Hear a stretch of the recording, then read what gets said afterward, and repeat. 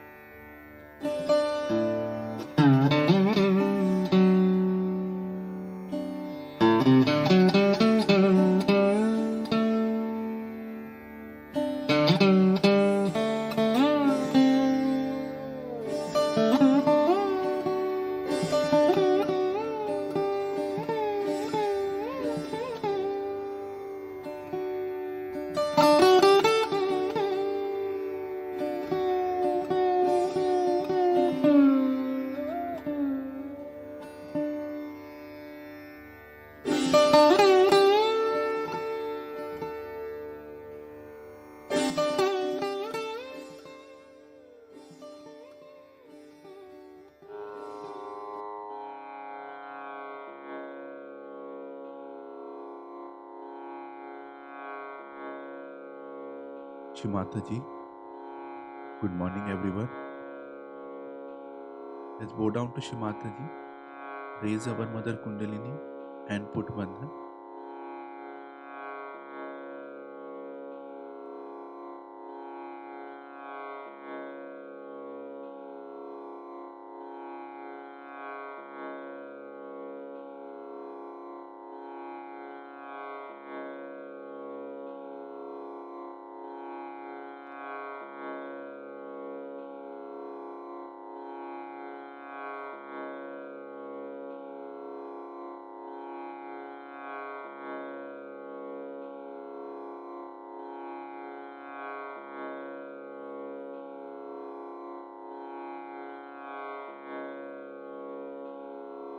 Ganesh Mantra.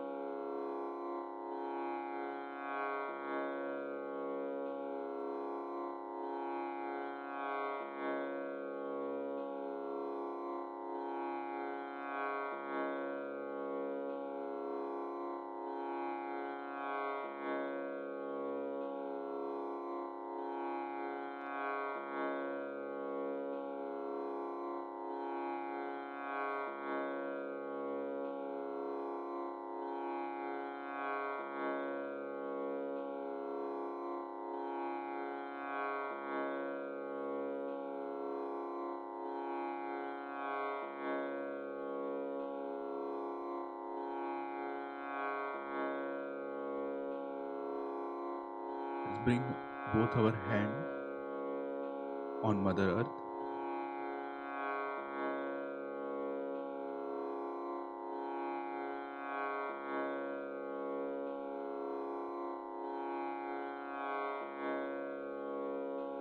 Attention on Muladhara Chakra.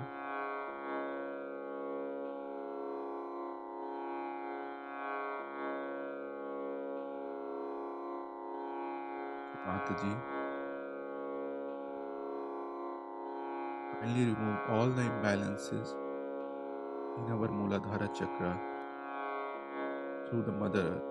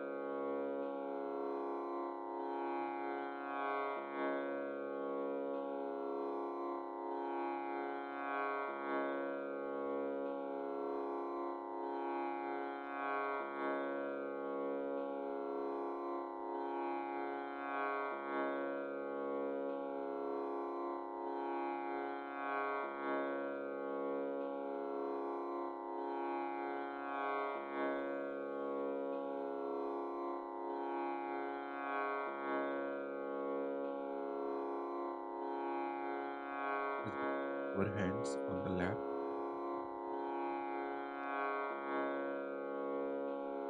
Let's bring our attention on left heart.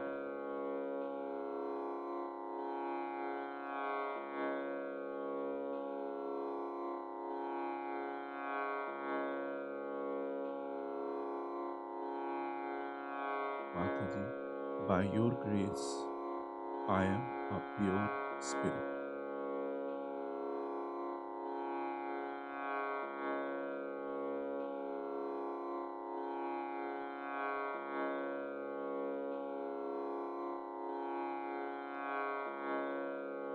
Kindly bless us with divine unconditional love in our heart.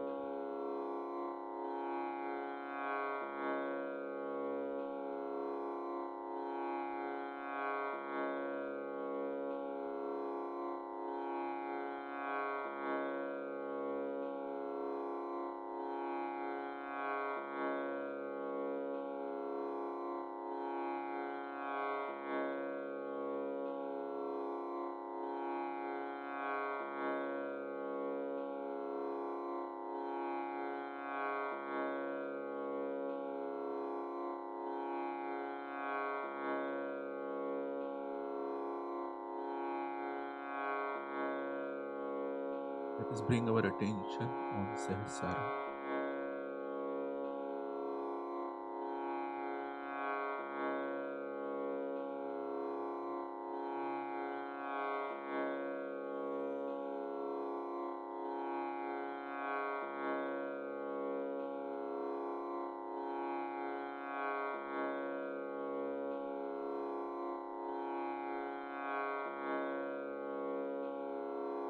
Mataji, you are the goddess of Sahasrara. Kindly bless us with thoughtless awareness state.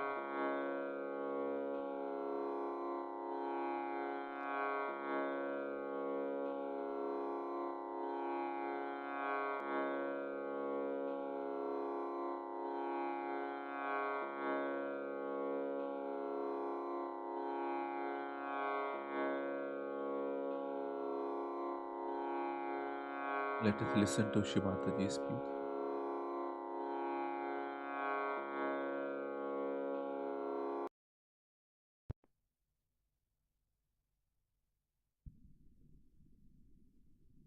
Yes, it's all.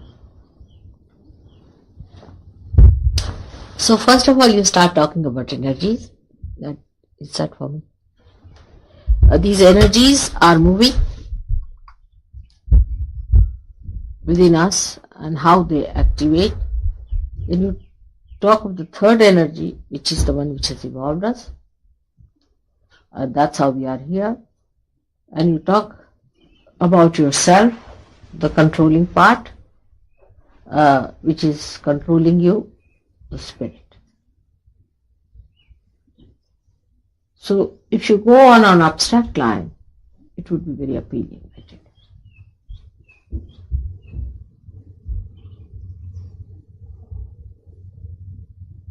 Then afterwards, see, once you have talked about energies, this, that, once the people that is within you, it's a sort of, they'll feel ego, saying, oh, we have this energy, we can utilize this energy, do this, do that. And then you bring them down to surgery later on. But to begin with, let us talk of abstract. Because Indians are different and Western people are different.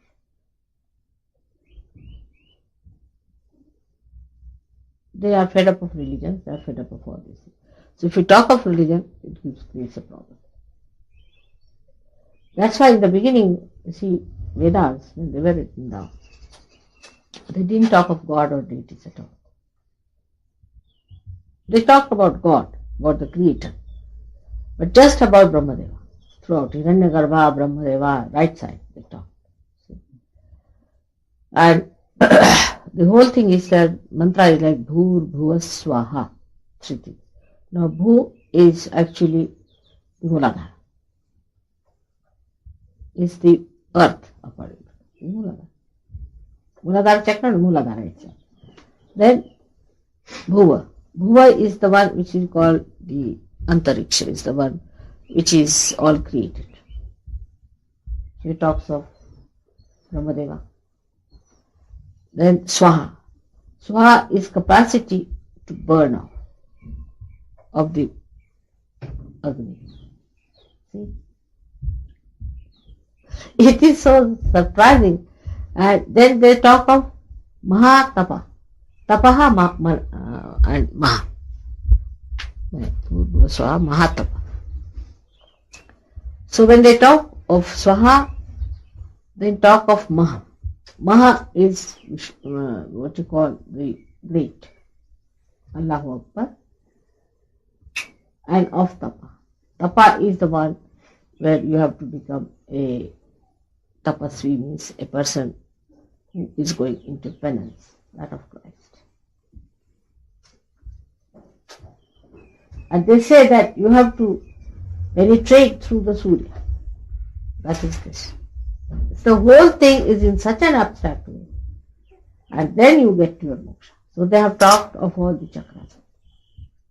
But if you talk about the abstract part of it, people have no objection. They listen to it. They say it's there's no religion as such. So today especially, I'm talking about Vedas and this Havanas we do. When we do the Havan, it is a Yajna. Yajna means by which you know. Yajna means to know. Yajna. And this is done where you use Swaha as the word. That means you use the principle of fire to burn off all that is wrong in you. Swaha. And you awaken it by taking the different names of the God. And it started at the time of Rama. Today is Ram Navami. I should say it was not started, we should say, but it was very much in vogue when Rama lived, and they used to do yajnas at that time. The reason was the people had just started realizing that there is something higher and you have to worship that higher self, the seer said. And they thought that best thing is to do yajnas. The same thing. On the left side, of course, people started the worshipping of God and dedication to God and all those things. That is bhakti. But mainly what they did before Rama was the yajnas, Vedas, with which they prayed to different elements elements have made our chakras and try to evoke the deities of the elements. But actually it amounts to the same.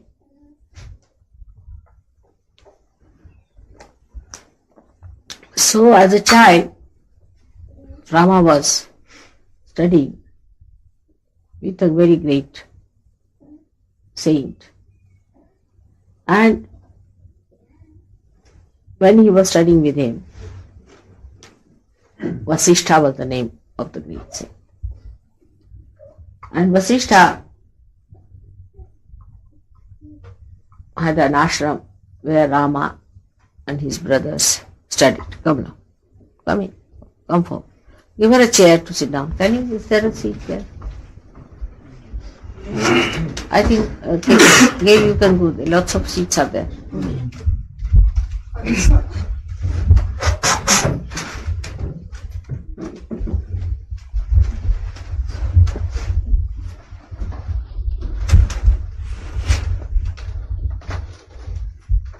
Rama was studying with this Vasishtha, and they used to come for holidays to father's place. Then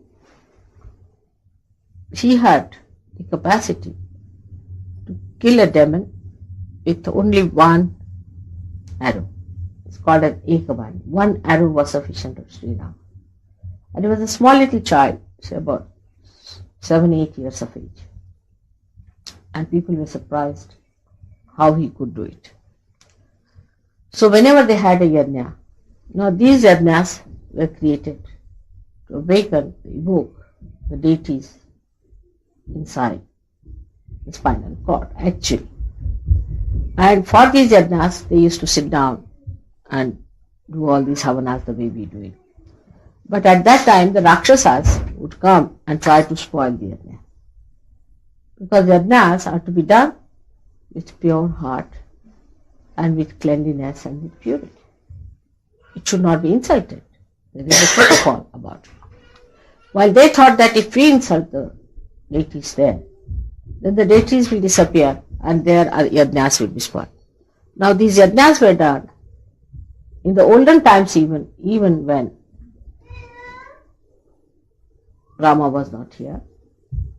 But at the time of Rama also, there were some Rakshasas who took a special pleasure in spoiling these yajnas.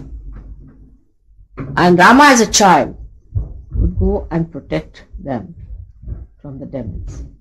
And the demons would take some sort of a funny form and come like invisible creatures and put some bones of animals and things like that in the yajna. And that would spoil the effects of the yajna. And Rama would protect that as a child. Imagine, as a child he used to do that. They would be doing the yajna and he would be sitting outside with all his small brothers around him, and they would kill the demons who would try to destroy the yajna. This is the early life of Rama, in which you see how as a child also he showed amount of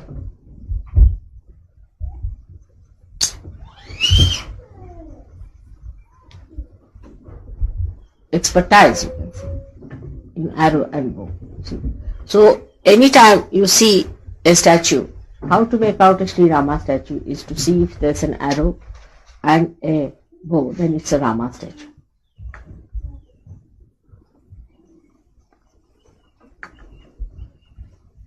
Now he is coming on this earth. Gave us the development of the right side. And so the yajnas were also on the right side. Because, first of all, when human beings came on this earth, they were frightened of all the animals who would invade them and all kinds of horrible Rakshasas and all those people and negative forces they would trouble them. So in that state, they needed to create a king, a ruler, who was an ideal king and he would rule according to the laws of Dharma. So he was the one in charge of that era, what we call as Satya Yuga, you can say. But actually, he was here in Treta Yuga. That's the time when he was here, was Treta Yuga. And Krishna came at the time of Dwapar Yuga. And today is the time when I came. It was Kali Yuga. But now today, the time is of Kruta Yuga. The Yuga where work will be done. Kruta means work will be done. This is the time where work will be done. So how things have moved from one to another. Now in the Dwapar Yuga, when Sri Rama came, the idea of kingship and rulership started. So the greatest emphasis was on the goodwill of the people. The people had to have goodwill for the people and for the king and for the betterment of humanity. The will, that is the right side. So how to create the goodwill in people? First, the leader has to sacrifice and show how far he can go in sacrificing to keep the morale and the goodwill of the people. So the right side was created by the advent of Sri Rama because he showed a path of creating among people the awareness that they should be ruled, that they should not be anarchist. There should be one head who should be able to organize, coordinate and work out a collective thing. You see, when we think of a king, we want to oust him because we don't like the idea of being ruled by him. Because he's not a good king, perhaps, or he doesn't represent that will of the people, which is a common will, which creates this king who rules for the maintenance of that good. See, it is a symbolic expression of your good. So when you create a law, it is also the expression, common expression of all the common people, of the common feeling that they should abide with law. It doesn't come to you that you are a slave, or you have to be dominated, or you have to be put down. But it is only your common will which is good. The desire of all the people, which is the good, righteousness, incarnates as Sri Rama. And he looks after that will, because supposing an individual may start saying that this is not good, this is not good. An individual might take a different attitude about it. But you must have some symbol of that goodness placed onto someone. And those symbols were created to symbolize your righteousness, your sense of good, so that you can be saved yourself. Supposing today somebody comes and hits you, alright? Now you can feel how bad it is to be hit by someone or murdered by someone else. So you decide there should be a law protecting you. But tomorrow you may do the same thing. So what you do is to take out your good will, represent it as the kingdom or a king or a governing body. So the government as it is represents, should represent also both ways. It's not that it always represents, it may not at all represent, may not, possibly, but that the government itself should represent the good in you, the purity in you, the pure will to be good, to be protected. And that you should also abide by. It's a very mutual thing. But what happens? That once you start electing someone like that, or making someone like that, or appointing someone like that, as usual, he goes into a ego trip. Simple thing like that. It's absolutely simple ego trip. The government gets into an ego trip. People get, amazed how people behave. They'll elect, supposing a prime minister, and suddenly you find the prime minister behaves like a brute. You can't understand. We have elected somebody like a prime minister thinking that he will do good to us. You see. It's possible. And then the revolutions take place while people revolt, fight it out. Again the will of the people fights it and makes it all. So come now, come. Come here, forward. You can come forward. So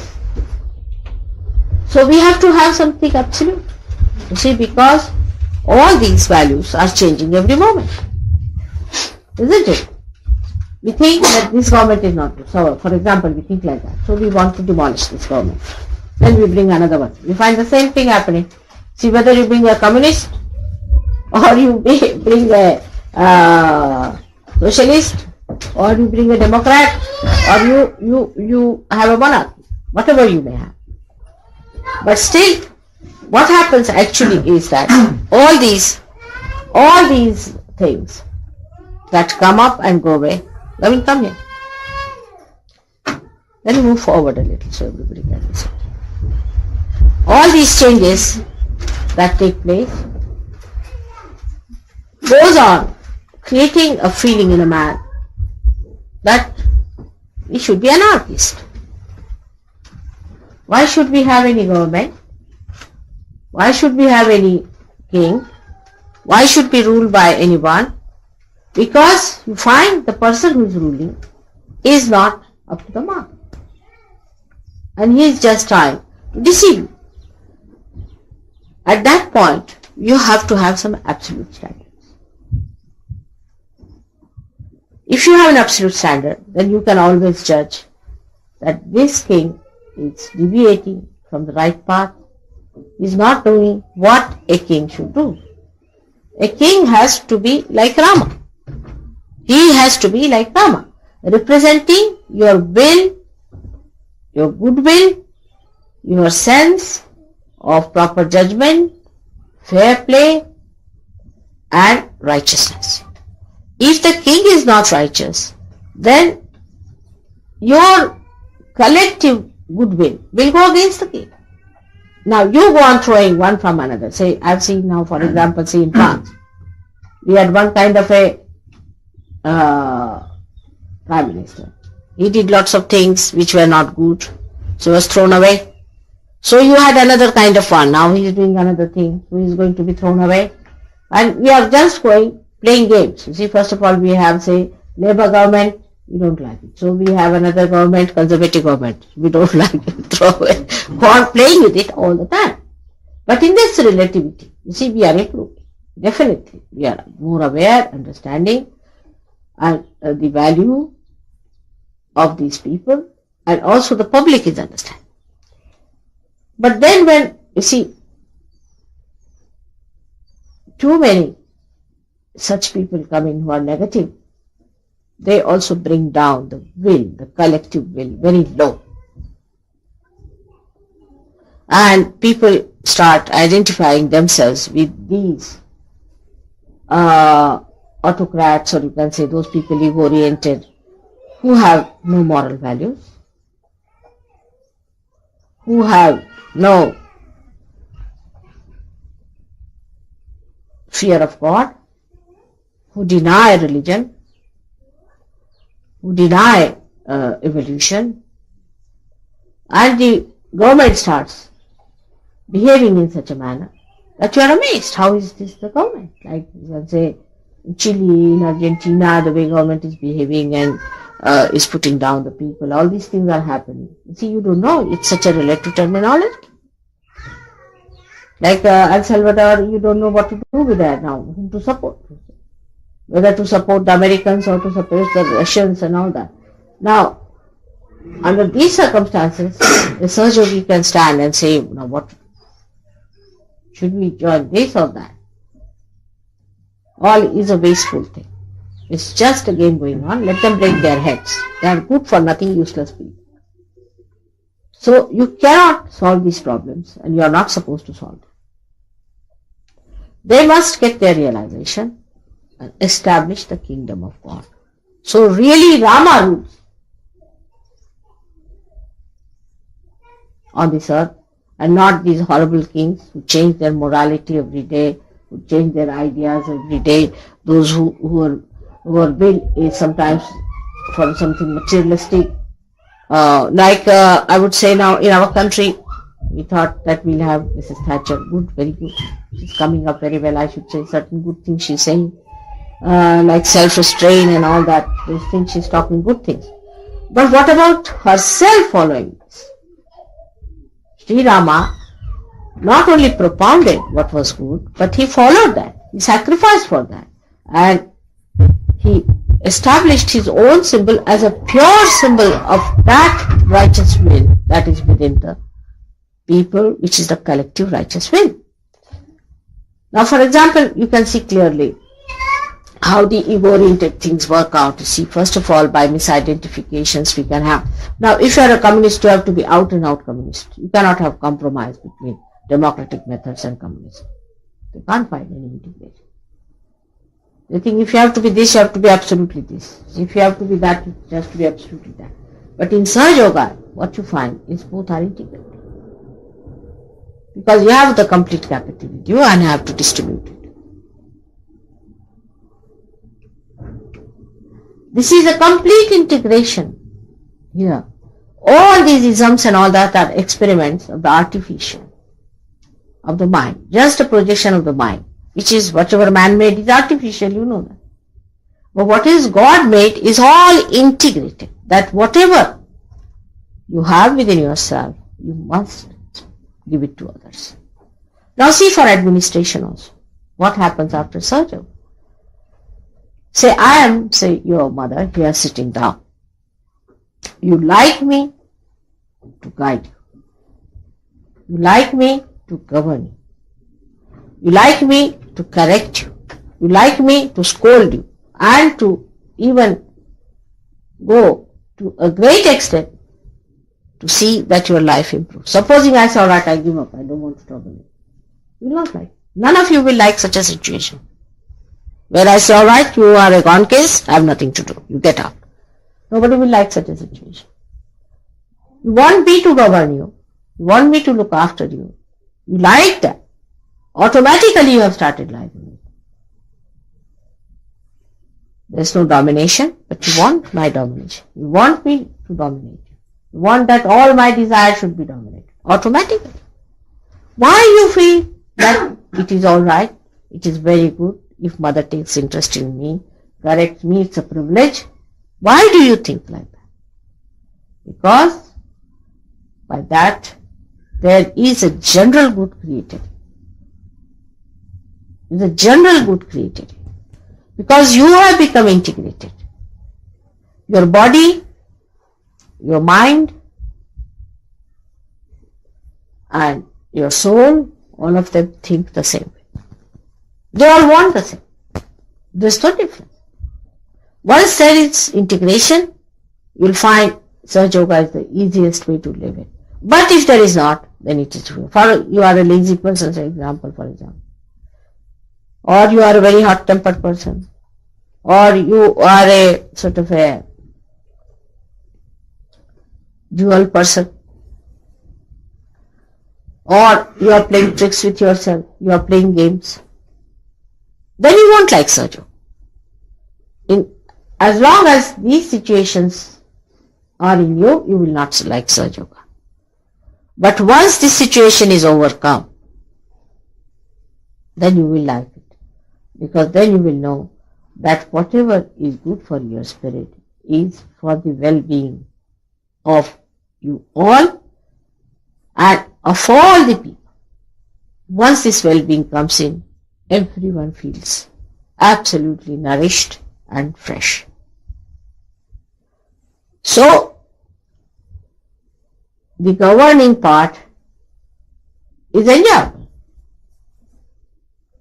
The correction part is even more enjoyable, and that you are in the attention of your mother is such a great feeling within yourself that yes, no, nothing will go wrong with me, she'll look after. She is there to look after. But this integration part comes very late because of ego problems. You have built up egos because of wrong type of people administering you. From your childhood, you might have had bad parents who never talked of God, of good things, of life. They themselves did not lead a life of sacrifice. Very self-indulgent parents can create a problem like that. They never gave you the right type of life, a proper value system which should have been there. They never educated how to enjoy righteousness, virtues in life. Possibly later on, the country in which you are born, the other people who surround you also might have done that. Also, your government, whichever you have known, must have done that. So when these things change, when you find that you have achieved that kind of integration within you, that whatever your body likes is too good for your spirit also. Like say for example, I don't like certain things myself. I don't like drinks. I don't like it. I just don't like it. Nobody can tempt me. I mean, no question of temptation. I just don't like it. I will hate the things which are really bad for my spirit.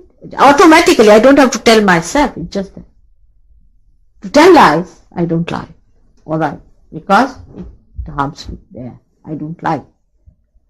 Whatever is good for your spirit will automatically work out as soon as this integration takes place. And this is the work of Sahaja Yoga today. That's why I said it is Kruta Yoga is to be done.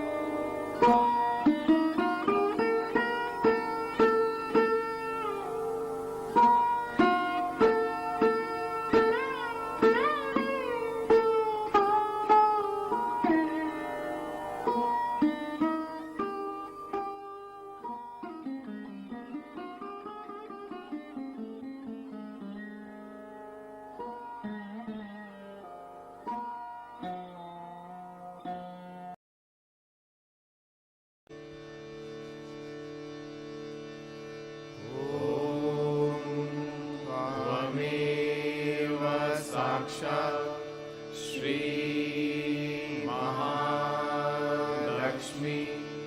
Mahasaraswati Mahakali त्रिगुणात्मिका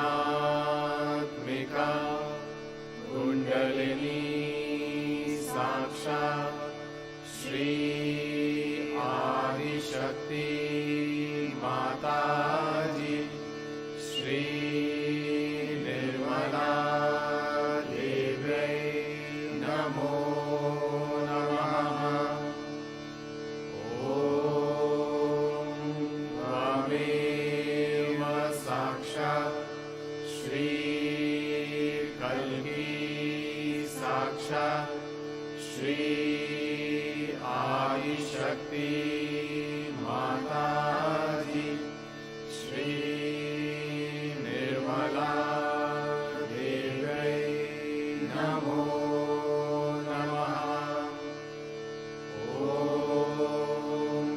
त्वमेव साक्षात् श्री कल्की साक्षात् श्री सहस्रार स्वामिनी मोक्षप्रदायिनी माताजी श्री निर्मला देव्यै नमो नमः।